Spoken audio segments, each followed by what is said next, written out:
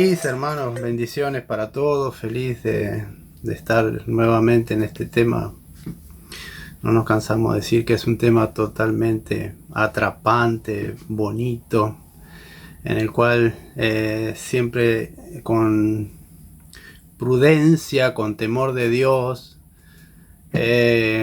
impulsarles a que nos metamos en esto, que hace falta. Hace mucha falta.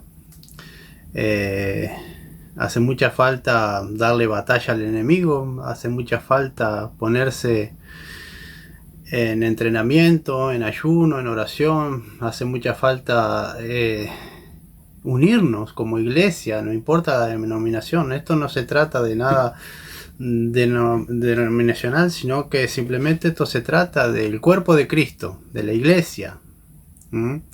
Esto se trata de lo que Él enseñó, de lo que Él vino a hacer y lo que nos dejó como herencia. ¿Sí? Esta parte hemos recorrido algunos temas a modo de información y siempre vamos a decir que es a modo de información. ¿Por qué? Porque usted también tiene el deber, por decirlo de alguna manera, de investigar a su manera, investigar escrituras, investigar de todos modos lo que aquí se le enseña.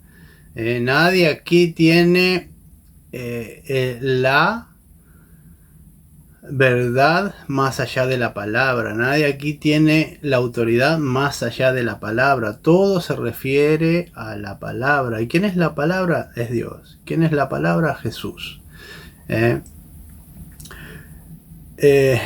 Recién les decía que Jesús dijo: yo les doy autoridad, les doy potestad para echar fuera demonios. En todos los evangelios nombra este versículo.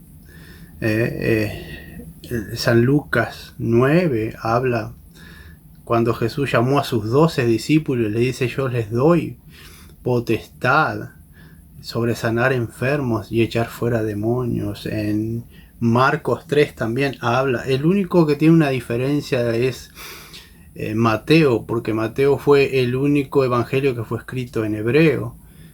Y Mateo dice de echar fuera los espíritus impuros, dice.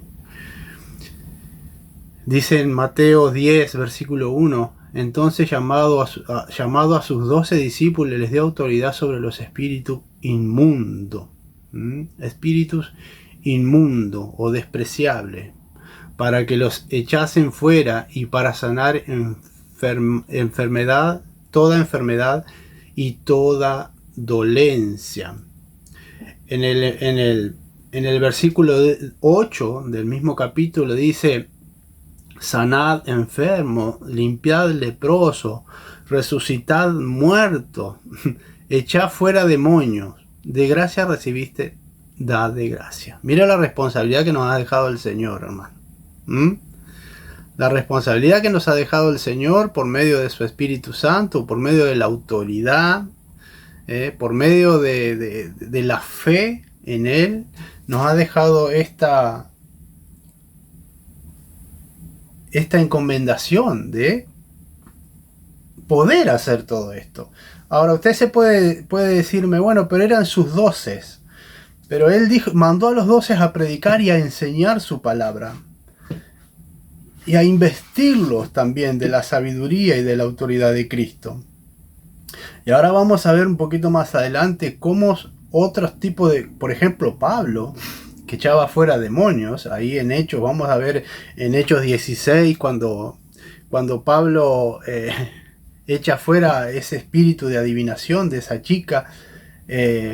Vamos a ver cómo Pablo no era uno de los 12, pero bueno, fue un apóstol, dijera él, el abortivo, el último de los apóstoles. ¿Tá? Pero también dice ahí mismo en ese capítulo, dice que habían muchos exorcistas que andaban de pueblo en pueblo echando fuera demonios. O sea, mire para lo que da la fe, ¿no?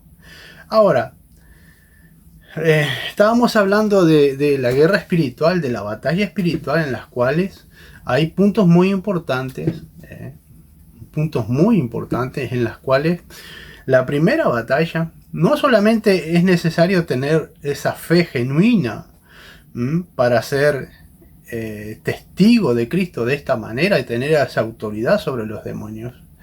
No solamente basta la fe, sino también el testimonio. Y ahora vamos a ver por qué. Les hablo también del testimonio, de guardar el testimonio. ¿Por qué? Porque como hemos dicho más de una vez, el enemigo sabe quién somos. Él nos conoce también, él conoce el secreto de la humanidad y conoce demasiado secreto de la humanidad. Entonces, para tener una mente compatible con la de Jesús, en primer lugar, hermano, para tener esa batalla, fortaleza en esa batalla, hay que sentirse libre de culpa. Porque el ser humano tiene esa tendencia de encajonarse tras la culpabilidad y no sentirse, por ejemplo, perdonado. Y déjenme que si usted no se siente perdonado, en vano Jesús derramó la sangre, porque la sangre fue para perdón de pecados. Entonces, para tener esa mente compatible, tenemos que hacernos libres de toda culpa. Libre de toda culpa. Hay gente que se cierra en ese círculo mental y no evoluciona.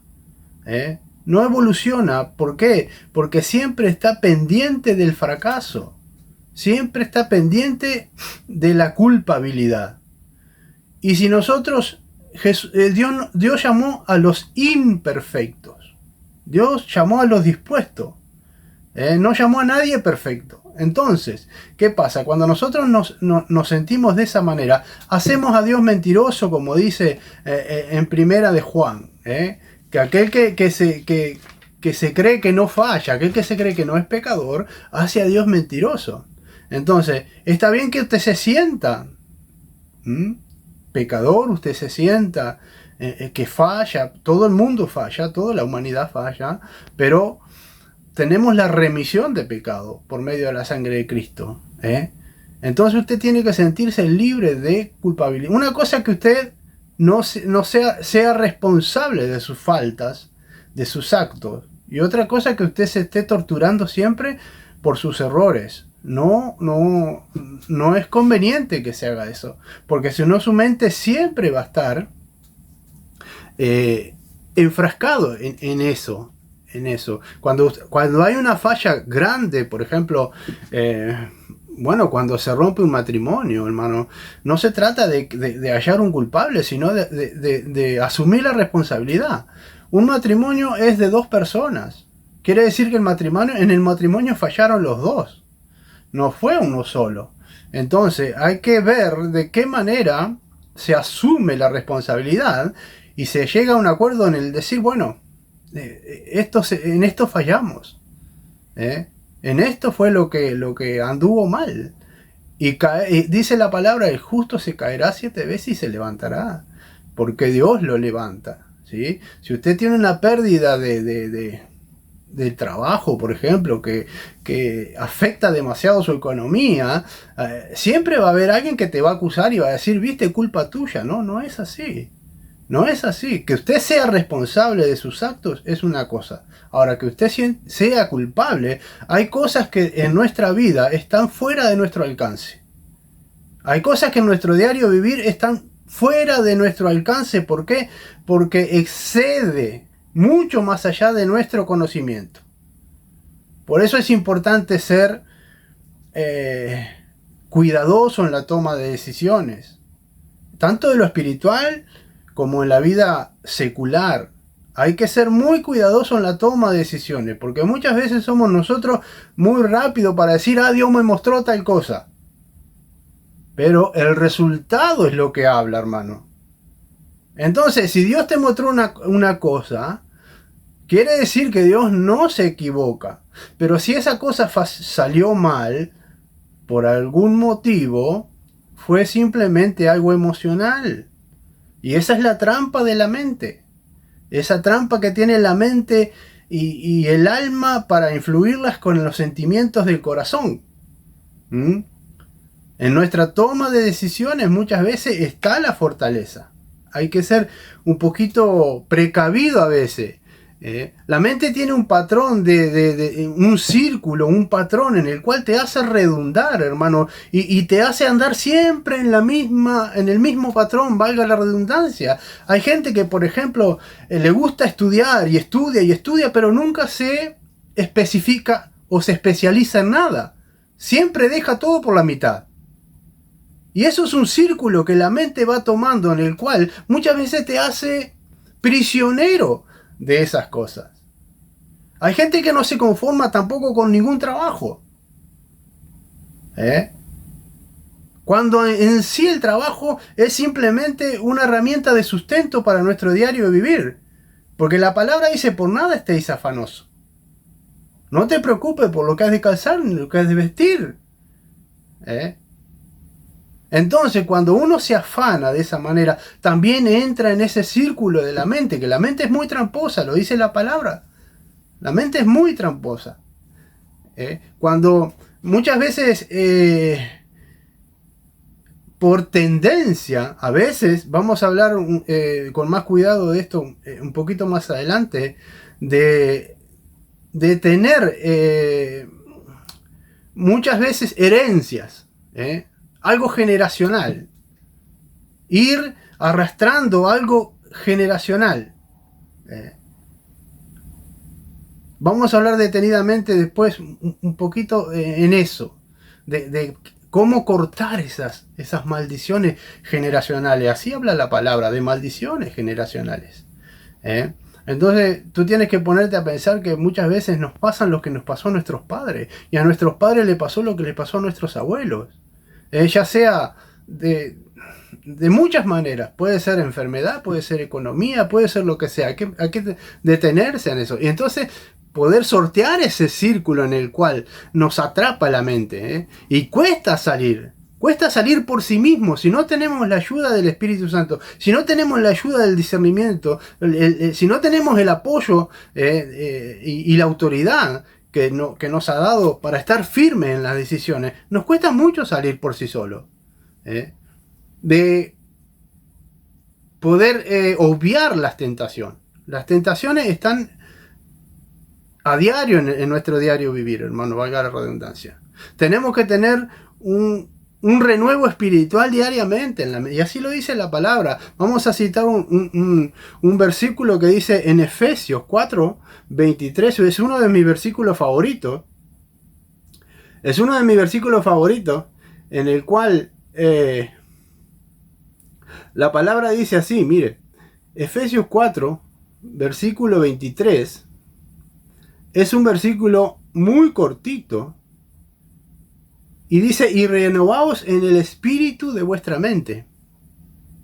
Así lo dice, textualmente, y renovaos en el espíritu de vuestra mente. ¿Por qué dice la palabra renovaos? Porque muchas veces, mucha gente está simplemente, y quiero ser un poquito redundante en esto, está encajonado en cosas del pasado. Está encajonado en porque no le salieron las cosas bien, ya tiene miedo, porque falló en una cosa, ya tiene miedo a que todo le salga mal. No, hermano. La Biblia dice en Isaías que ni siquiera traigamos a memoria el pasado. Entonces, ese renuevo en nuestra mente quiere decir que mañana hay otro despertar, mañana hay otra nueva oportunidad. ¿Y qué tiene que ver esto con la lucha espiritual? Porque usted justamente es ese guerrero. Usted es el que tiene que estar simplemente despejado su camino para poder batallar. Una cosa es la guerra personal y otra cosa es cuando ya se habla por ejemplo, de un exorcismo. Por ejemplo, de un exorcismo, ya es otro nivel de guerra, porque usted está haciendo el servicio a otra persona, pero en este caso vamos a detenernos en lo que es un poquito la batalla personal, que cada uno la tiene en el diario vivir. Nosotros batallamos diariamente con nuestro ánimo. Nuestras palabras muchas veces son más negativas que positivas. Siempre vamos en estos tiempos, vamos a escuchar, uy, la cosa está difícil. La cosa está muy fea. no hay esto, no puedo. Y todas las palabras son negativas. Cuando en el Señor dice, bueno, cree en mí. Cree en mí. Y todo lo que creas, todo lo que pidas creyendo, eso se hará. Entonces, ¿qué pasa? Como enseñamos el programa pasado, Satanás se aprovecha de nuestras debilidades y te bombardea en la mente. Te bombardea en la mente a través de sueños, a través de amigos, hermanos. Hay amigos que simplemente te van a hablar cosas negativas y no es que sean malos, es que simplemente están influyendo, están siendo influidos por algo negativo y en la cual justamente se aprovechan de tu debilidad, para que se logre el propósito de Satanás de tenerte la pata encima. Los designios de las emociones van muy arraigados al alma. Y el alma, déjeme decirle que el alma es la chispa viviente de Dios, de la semejanza de Dios. Dios ha enviado el alma hacia ti con un propósito en el cual Él simplemente tiene el dictamen de hasta cuándo darlo. Nosotros estamos vivos porque Dios quiere nada más. Nosotros estamos vivos simplemente porque tenemos un propósito. Nuestra alma tiene un propósito en esta tierra. El alma se conecta con Dios y esa chispa es la que nos hace interactuar en el mundo espiritual. Por eso Dios nos habla a través de sueños, a través de la palabra, a través de revelaciones, a través de otra persona, porque el alma siempre está conectada, esa chispa está viva con el Espíritu de Dios. Mas cuando el alma ya sale del cuerpo, uno simplemente muere. Uno simplemente muere. La Biblia dice que el alma sale del cuerpo cuando uno muere. Después, ¿a dónde va el alma? Bueno, eso lo vamos a ver en otra. No nos vamos a detener en eso. Vamos a verlo cuando ya entremos a la parte de angelología. Ahí vamos a ver cómo los ángeles se encargan de las almas de los muertos, de cómo hacer. Reitero, el alma es la chispa viviente de la semejanza de Dios. Por eso somos llamados hijos de Dios. Cuando yo recién les decía de que esto de la batalla espiritual no solamente es hay que estar firme en la fe, en la autoridad que Cristo nos ha dado, sino también en el testimonio. Yo quiero que leamos ahí en Hechos 16 cómo guardar el testimonio. Es una de las herramientas poderosas en las cuales Dios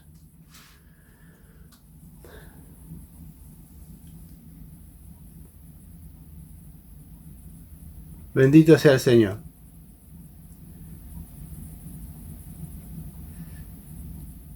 Dice acá el apóstol Pablo, vamos a leer el versículo 16, de Hechos 16, versículo 16. Aconteció que mientras íbamos a la oración, nos salió al encuentro una muchacha que tenía espíritu de adivinación, la cual daba gran ganancia a sus amos, adivinando. Esta, siguiendo a Pablo y a nosotros, daba voces diciendo: entonces, estos hombres son siervos del Dios Altísimo, quienes nos anuncian el camino de salvación. Este capítulo es hermoso porque después de este acontecimiento en el cual Pablo dice que le molestó todo esto, entonces echó fuera el espíritu, y los amos de la chica se molestaron tanto que los enjuiciaron, y los mandaron a la cárcel. Y uno puede pensar, pero ¿cómo? Pablo hizo una obra de bien y terminó preso. Pero esas justamente son las circunstancias que están fuera de nuestro alcance, pero no del alcance de Dios. Porque ahí aconteció algo muy importante. Dice que mientras estaban presos, ellos nunca perdieron la fe y el testimonio y cantaban himnos a Jehová, cantaban himnos a Dios. Y dice que de repente tembló la cárcel. Lo mismo, o sea, Dios de repente no te libra de ir a la cárcel, pero te va a acompañar en la cárcel. Son cosas que escapan a nuestro entendimiento. Le pasó a Daniel. Lo podía haber librado del foso de los leones, pero no lo libró. Entró con él y le cerró la boca a los leones. Lo podía haber librado del horno de fuego, pero no. Entró al horno de fuego con él. Son cosas que escapan mucho más allá del mundo, en el mundo espiritual, a nuestra realidad. Entonces, muchas veces en nuestra vida van a acontecer ese tipo de cosas que tú no lo vas a entender, pero Dios siempre va a estar de tu lado. Dios siempre va a estar de tu lado. Y cuando se pone la fe y el testimonio por delante, déjame decirte que eso funciona. Así es como funciona. Amén. Bendito sea el Señor. Hay un acontecimiento también que querramos que vea, como cuando no se guarda el testimonio, cuando no se guarda el testimonio, déjeme ver otro versículo acá en Hechos 19. Hechos 19, bendito sea el Señor. Espere que la Biblia electrónica no quiere funcionar. Bendito sea el Señor. Hechos 19. A ver. Gloria a Dios. Te alabamos, Señor.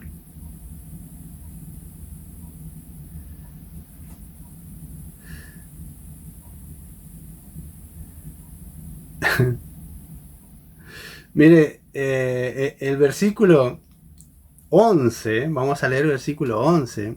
Esto tómelo, después léalo detenidamente, hermano, porque esto simplemente es algo hermoso. Dice, y hacía Dios milagros extraordinarios por manos de Pablo. Lea bien, y hacía Dios milagros extraordinarios por manos de Pablo. De tal manera que aún se llevaban a los enfermos los paños o delantales de su cuerpo, y las enfermedades se iban de ellos, y los espíritus malos salían. Yo les hablaba recién de que para todo da la fe. Miren lo que dice el versículo 13. Pero algunos de los judíos exorcistas ambulantes. Esta gente era un grupo de exorcistas que andaba de pueblo en pueblo echando fuera demonios. Echando fuera demonios. Para todo da la fe, hermano. Bueno, esto hay que tomarlo un poquito con pinzas, ¿sí? Y dice, había 7 hijos de un tal Eseba, dice el versículo 4, jefe de los sacerdotes que hacían esto. Mire, jefes de los sacerdotes, los hijos de él hacían este tipo de cosas.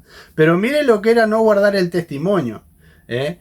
Pero respondió el espíritu malo, dijo, oiga, por eso le digo, Satanás nos conoce mucho mejor que a veces nos conocemos nosotros mismos. Dice, a Jesús conozco y sé quién es Pablo, pero vosotros ¿quiénes sois?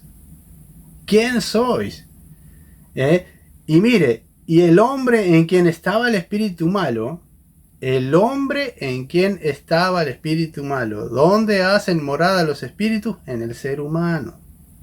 En el ser humano.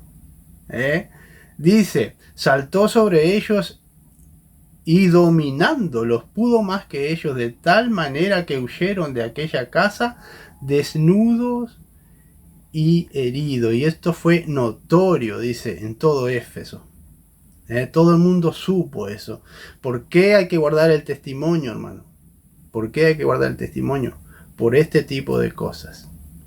Yo he participado en algunas liberaciones. A mí no me gusta decir exorcismo porque es una palabra totalmente que después le vamos a buscar realmente significado. Pero se trata de liberación. Dice Jesucristo, dijo de hacer libre al cautivo. libre el cautivo. Ya el hacer exorcismo ya es algo más bien centrado en una dolencia espiritual. ¿Mm? Bueno, cuando no se guarda el testimonio, se cae en riesgo de que Dios, hermano, no te respalde. Se cae en riesgo de que Dios no te respalde. Si tú tienes fe, tienes testimonio, tienes autoridad y crees en la palabra del Señor Jesús, tú puedes echar fuera demonios. Tienes que prepararte, sí. Ayuno, oración, no vayas a la ligera. ¿Mm? Usted me puede preguntar, bueno, pero usted, pastor, cuando yo me... Amén. Cuando yo me empecé a preparar en este tipo a concentrarme en este tipo de dones, me acuerdo que mi pastora me dijo, no juegues con esto, mira que esto es en serio. Me dijo, si te la vas a tomar en serio, tenés que ayunar y orar. Gracias a Dios, y se lo digo para la gloria de Dios, no para lejos de este... Estoy de crear vanidad, pero hice un ayuno de 40 días y 40 noches sin comer absolutamente nada sólido, solamente agua. Me fui para un campo con un amigo, con un discípulo, que hoy día es pastor también. Me fui para un campo y tuvimos los 40 días dentro de un campo sin ver gente, sin ver nada. Y no le puedo explicar con palabras lo maravilloso que fue esa experiencia. Pero tuvimos 40 días y 40 noches sin probar bocado ninguno, solamente agua. Y agua que tomábamos de un arroyo que había ahí. Ni siquiera llevamos nada para encender un fuego, nada. Y esto lo digo, hermano, para la gloria de Dios. Que se entienda esto. Por eso me interesé. Y luego empecé a practicar de distintas maneras. ¿Y de qué manera me di cuenta que Dios me había llamado para esto? Porque muchas personas después con este tipo de dolencia venían buscando libertad. Cuando no te respalda, hermano, vamos a mirar un poquito... este capítulo después usted léalo detenidamente, pero en Primera de Samuel, en el capítulo 28... hay un acontecimiento muy interesante, en la cual todos sabemos quién había sido Saúl. Había sido el rey de Israel. Pero ¿qué fue lo que hizo Saúl? Saúl desobedeció a la palabra de Dios y fue literalmente descartado por Dios. Descartado. Entonces, cuando por la misericordia de Dios él todavía seguía siendo rey y todas esas cosas, y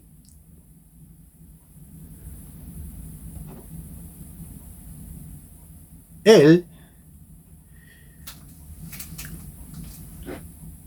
se vio en una encrucijada, por decirlo de alguna manera, en la cual no sabía qué hacer. Y Samuel había muerto ya.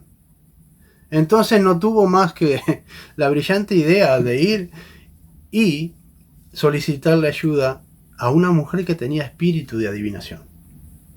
Él antes de eso había echado de la tierra de Israel a todos los adivinos, agoreros, a todos los brujos, por decirlo de alguna manera, los había echado porque había hecho una limpieza étnica total, porque él simplemente había creído en las palabras del profeta Samuel. Pero después, al desobedecer la palabra de Dios, él mismo se vio envuelto en esta circunstancia en la cual no tenía salida. No tenía salida. Entonces, él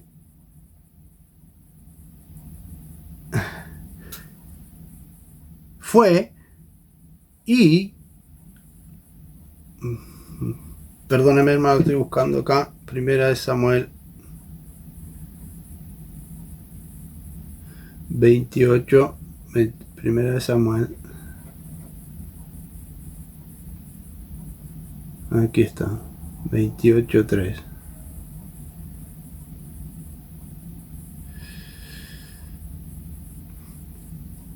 Aconteció, dice, en el versículo 7, después léalo detenidamente, yo simplemente no quiero quedar con esta información colgada. Aconteció, entonces Saúl dijo a sus criados, buscadme una mujer que tenga espíritu de adivinación, para que yo vaya a ella y por medio de ella pregunte. Y sus criados le respondieron, he aquí, hay una mujer en Endor que tiene espíritu de adivinación. Y por cuanto él había echado a todo ese tipo de gente, él se fue disfrazado, porque claro, los brujos le tenían miedo porque él había amenazado con matarlos, a lo que practicaban otros tipos de cosas que no fueran de Dios. Entonces, este capítulo léalo detenidamente también en lo que pasa, por qué fue que como Samuel, habiendo desobedecido, fue desechado por Dios. Desechado por Dios. Y esto es parte, es muy amplio esto, hermano, es muy amplio el modus operandi de Satanás, pero he aquí, hermano, lo más importante es la firmeza personal, la firmeza que usted tenga. Usted puede orar, ayunar y pedir revelación por el espíritu, por espíritu de liberación se llama, o ministerio de liberación. Es un poquito moderno el nombre, pero simplemente pídale al Señor autoridad, porque el Señor le ha dado autoridad para echar fuera demonios, para sanar enfermos, resucitar muertos. Hermanos, ¿por qué hoy día no hay exorcismo? Justamente porque la iglesia, en esto estamos involucrados todos, ha bajado el nivel espiritual. Hoy día la iglesia se interesa por la teología, se interesa por la historia, se interesa por un montón de cosas y ha dejado el espíritu de lado, el espíritu de poder. ¿Por qué antes funcionaba? Porque antes había más dedicación a esto, valga la redundancia. Ahora hemos dejado de lado y qué bueno que un día podamos retomar todo esto, hacer un buen grupo de